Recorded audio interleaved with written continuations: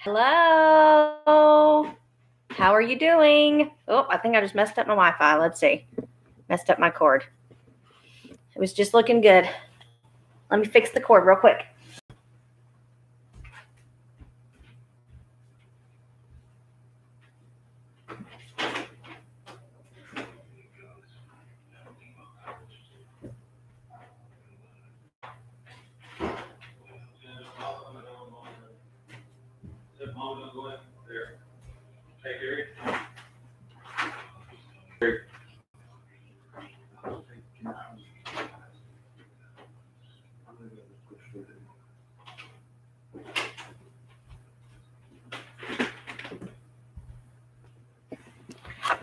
Okay.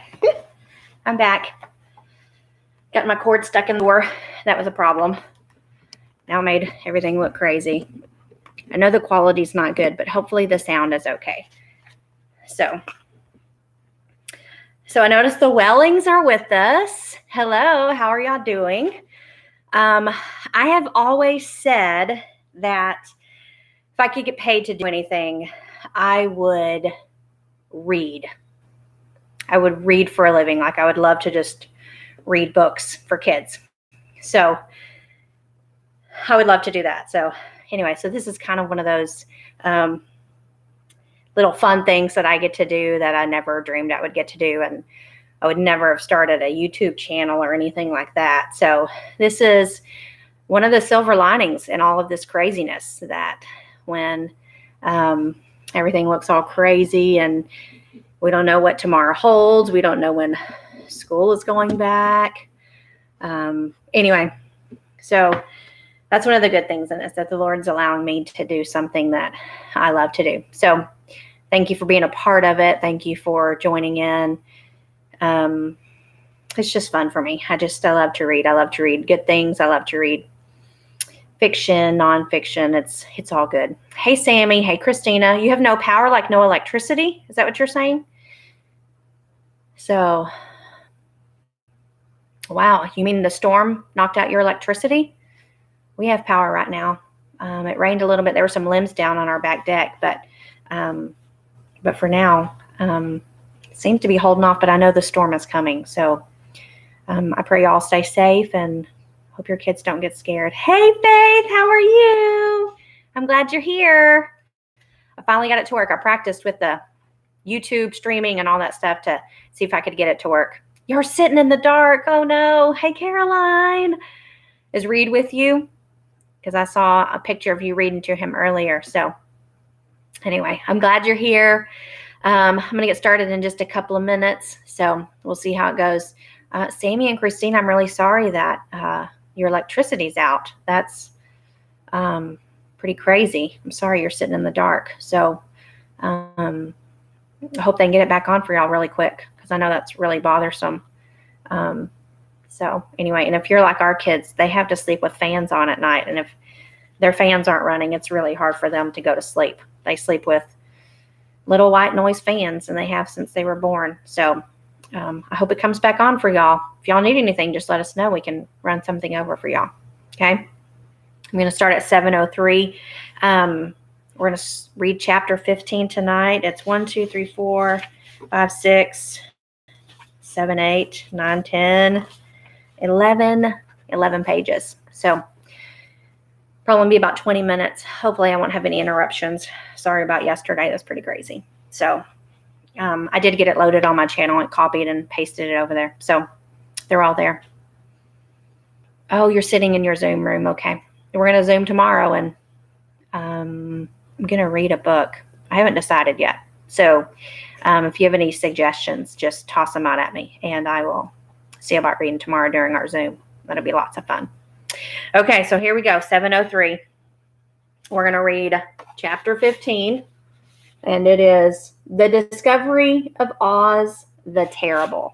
Now, when we hear the word terrible, normally we think that it's something that's awful and not good, but this is actually not like terrible and bad. It's like terrible as in mighty and powerful.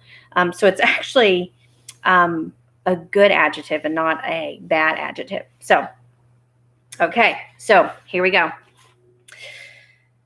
So we ended yesterday with all four travelers back together. And Dorothy has just realized she has a enchanted cap that she can wear. So here we go. The four travelers walked up to the great gate of the Emerald City and rang the bell. After ringing several times, it was opened by the same guardian of the gates they had met before. "What? Are you back again?" he asked in surprise. "Do you not see us?" answered the Scarecrow. "But I thought you had gone to visit the Wicked Witch of the West." "We did visit her," said the Scarecrow. "And she let you go again?" asked the man in wonder. "She could not help it, for she is melted," exclaimed the Scarecrow. "Melted? Well, that is good news indeed," said the man. "Who melted her?" "It was Dorothy," said the lion gravely. "Good gracious!" exclaimed the man, and he bowed very low indeed before her. And then he led them into his little room and locked the spectacles from the great box on all their eyes, just as he had done before. Afterward, they passed on through the gate into the Emerald City, and when the people heard from the guardian of the gates that they had melted the Wicked Witch of the West, they all gathered around the travelers and followed them in a great crowd to the Palace of Oz.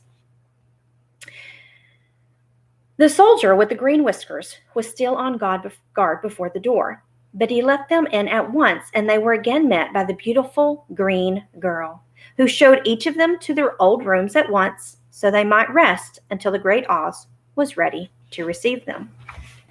The soldier had the news carried straight to Oz that Dorothy and the other travelers had come back again after destroying the Wicked Witch. But Oz made no reply. They thought the Great Wizard would send for them at once, but he did not. They had no words for him the next day, nor the next, nor the next. The waiting was tiresome and wearying, and at last they grew vexed that Oz should treat them in so poor a fashion after sending them to undergo hardships and slavery.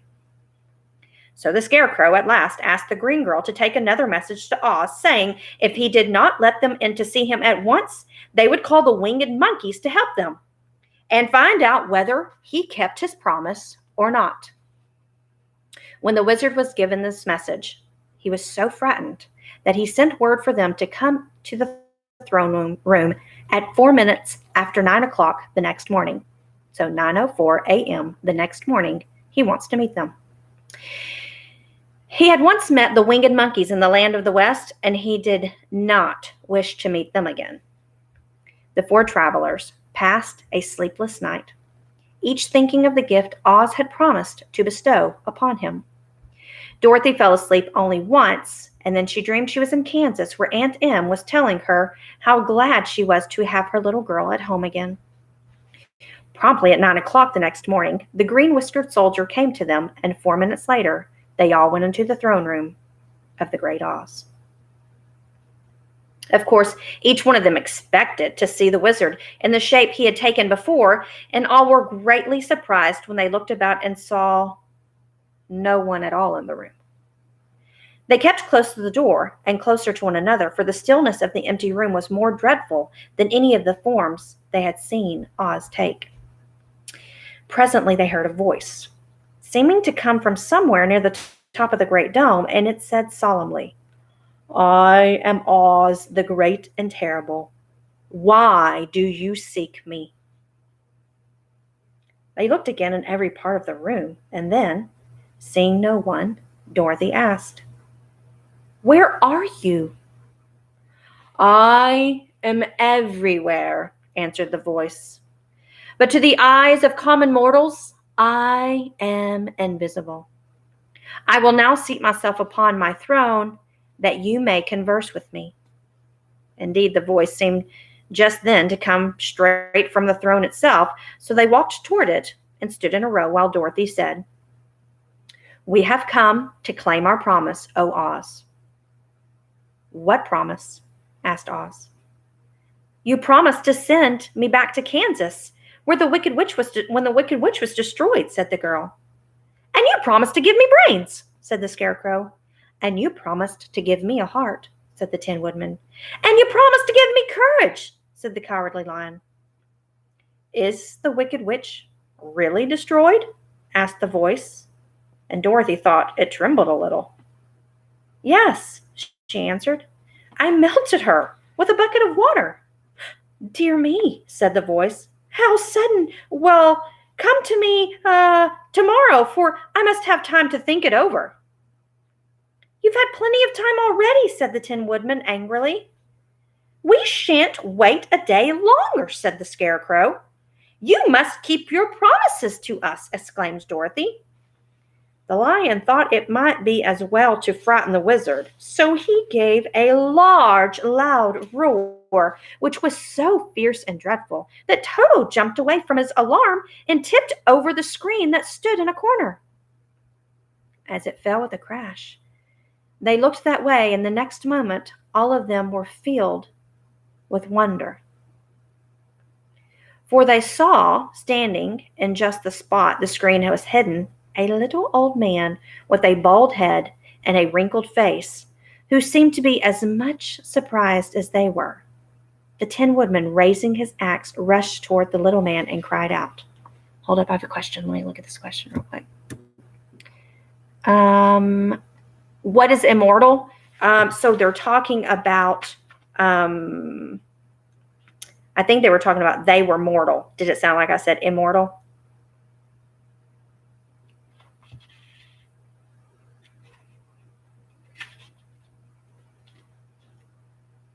Oh, it wasn't immortal, it was mortal. But to the eyes of common mortals, I am invisible.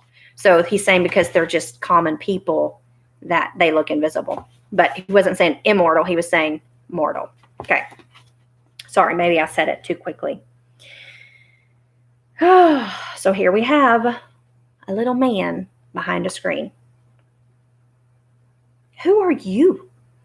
I am Oz the Great and Terrible, said the little man in a trembling voice. But don't strike me, please don't, and I'll do anything you want me to do. Our friends looked at him in surprise and dismay. I thought Oz was a great head, said Dorothy. And I thought Oz was a lovely lady, said the Scarecrow. And I thought Oz was a terrible beast, said the Tin Woodman. And I thought Oz was a ball of fire, exclaimed the lion. No, you are all wrong, said the little man meekly. I have been making believe. Making believe, cried Dorothy. Are you not a great wizard? Hush, my dear, he said. Don't speak so loud, or you will be overheard, and I should be ruined, and I'm supposed to be a great wizard. And aren't you? She asked. Not a bit of it, my dear. I am just a common man. You're more than that, said the Scarecrow in a grieved tone. You're a humbug. Exactly so, declared the little man, rubbing his hands together as if it pleased him. I am a humbug. But this is terrible, said the Tin Woodman. How shall I ever get my heart? Or my courage, asked the lion. Or my brains, wailed the Scarecrow, wiping tears from his eyes with his coat sleeve. My dear friends, said Oz, I pray you not to speak of these little things. Think of me and the terrible trouble I'm in at being found out. He's made a promise to 4 people, and he's more worried about himself. Doesn't anyone else know you're a humbug? Asked Dorothy. No one knows it but you 4 and myself, replied Oz. I have fooled everyone so long that I thought I should never be found out. It was a great mistake my ever letting you into the throne room. Usually I will not see even my subjects, and so they believe I am something terrible. But I don't understand, said Dorothy in bewilderment. How was it that you appeared to me as a great head? That was one of my tricks, answered Oz. Step this way, please, and I will tell you all about it. Oh, your power's back on. Yay! He led the way to a small chamber in the rear of the throne room, and they all followed him. He pointed to one corner in which lay the great head made out of many thicknesses of paper and with a carefully painted face. "This I hung from the ceiling by a wire," said Oz. "I stood behind the screen and pulled a thread to make the eyes move and the mouth open." So it was a gigantic puppet.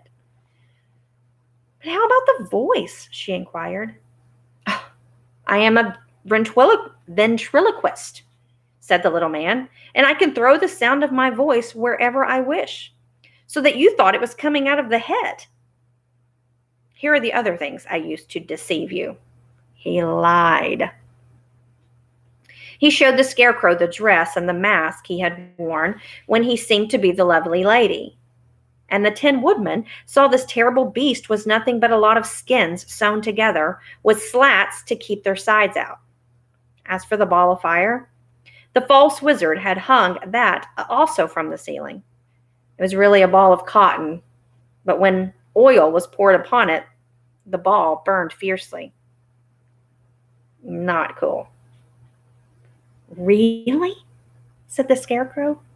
"You ought to be ashamed of yourself for being such a humbug." "I am. I certainly am," answered the little man sorrowfully. "But it was the only thing I could do. Sit down, please. There are plenty of chairs, and I will tell you my story." So they sat down and listened while he told the following tale. I'm really curious to see what his story is. "I was born in Omaha." "Why, that isn't very far from Kansas," said Dorothy. "No, but it's farther from here," he said, shaking his head at her sadly. "When I grew up, I became a ventriloquist, and at that I was very well trained by a great master. I can imitate any kind of bird or beast." Here he mewed so like a little kitten that Toto pricked up his ears and looked everywhere to see where the kitten was. "After a time," continued Oz, "I tired of that and became a balloonist." "What is that?" asked Dorothy. "A man who goes up in a balloon on circus day so as to draw a crowd of people together and get them to pay to see the circus," he exclaimed. "Oh," she said, "I know.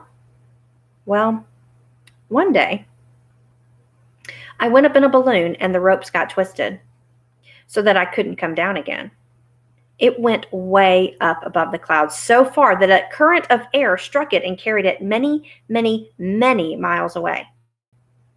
For a day and a night I traveled through the air, and on the morning of the second day I awoke and found the balloon floating over a strange and beautiful country.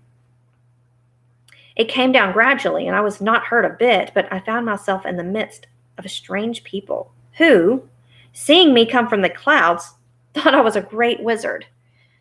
Of course, I let them think so because they were afraid of me and promised to do anything I wished them to.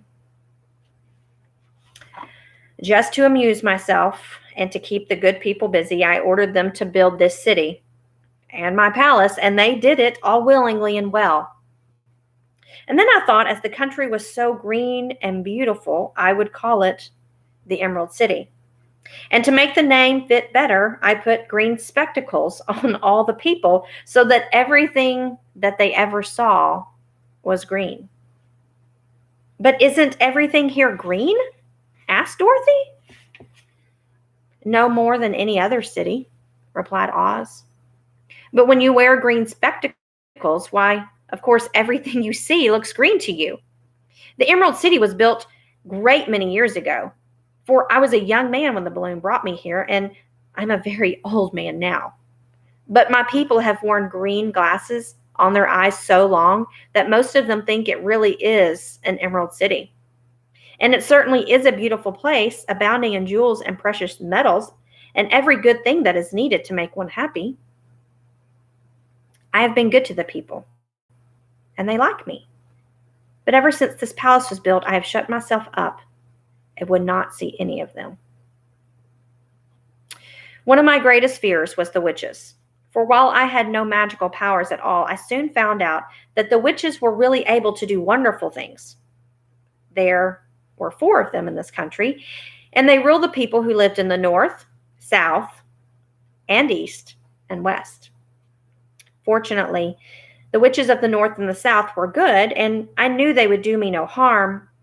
But the witches of the east and the west were terribly wicked.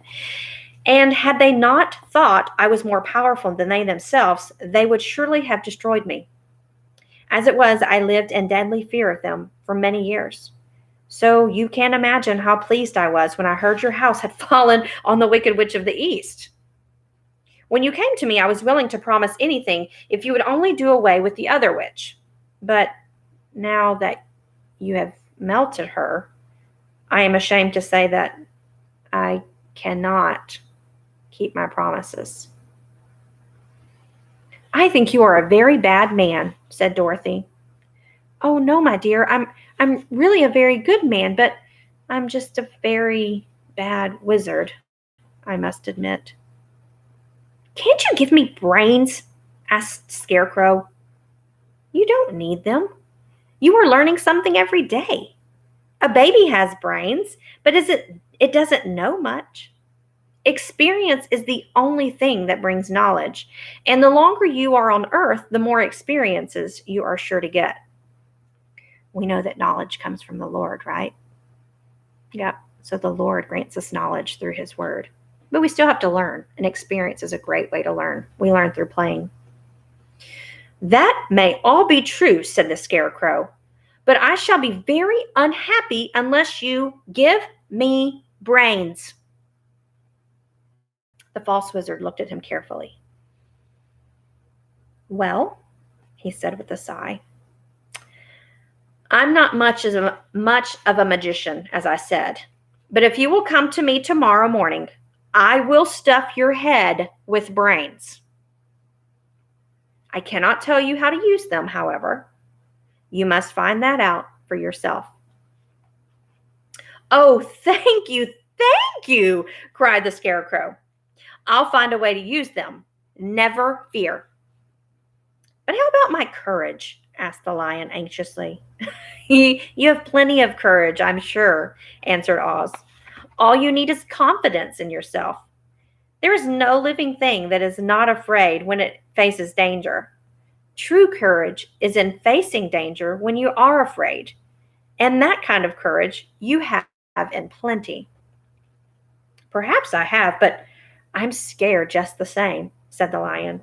I shall really be very unhappy unless you give me the sort of courage that makes one forget that he is afraid. Very well. I will give you that sort of courage tomorrow, replied Oz. How about my heart? Asked the Tin Woodman. Why, as for that, answered Oz, I think you are wrong to want a heart. It makes most people unhappy. If you only knew it, you are in luck not to have a heart. That must be a matter of opinion, said the Tin Woodman. For my part, I will bear all the unhappiness without a murmur, if you will give me the heart. Very well, answered Oz meekly. Come to me tomorrow, and you shall have a heart. I have played wizard for so many years that I may as well continue to play the part for a little longer. And now, said Dorothy, how am I to get back to Kansas? We shall have to think about that, replied the little man. Give me 2 or 3 days to consider the matter, and I'll try to find a way to carry you over the desert. In the meantime, you shall all be treated as my guests, and while you live in the palace, my people will wait upon you and obey your slightest wish. There is only one thing I ask in return for my help, such as it is. You must keep my secret and tell no one that I am a humbug. They agreed to say nothing of what they had learned and went back to their rooms in high spirits. Even Dorothy had hoped that the great and terrible humbug, as she called him, would find a way to send her back to Kansas. And if he did that, she was willing to forgive him of everything. That's all of 15. So our great and terrible Oz was not so great, was he? Mm-mm. He has, for a very long time, lied to his people. He has deceived his people. And he has grown prideful because they treat him very well and esteem him. And it turns out that he is not what he appears to be. But I'm really hoping that in the end that he will make the situation right, that he will fulfill what he has promised to do, and that they will all get the desires of their heart. So I know it's not very nice at all. It's not nice at all. So thinking about us, right? So it's very serious to make a promise. And so if you don't think you can keep a promise, then it's not wise to keep promises. I know in second grade we have talked very, very deeply about when God makes a promise, he does not take it lightly. And not only is he the promise giver, but he's the promise keeper. And there have been several covenants and promises that the Lord has given us that we can learn from. We can think about Noah and the covenant that God made with him. And we can think about Abraham and the covenant that God made with him. And we're finishing up with the Israelites in second grade. We just moved to Joshua as the new leader of the Israelites. And the most important promise that we have is that through Jesus Christ, God has promised to grant us eternal life in his Son for all those who will repent and believe. So promises are very serious things. And it's something that we take seriously. So thank y'all for joining in. I will Zoom with second grade tomorrow. And I will probably read again next week. I'm not sure yet what days that I'll do it, but I will keep you up to date. Thank y'all. Have a good evening. See you soon.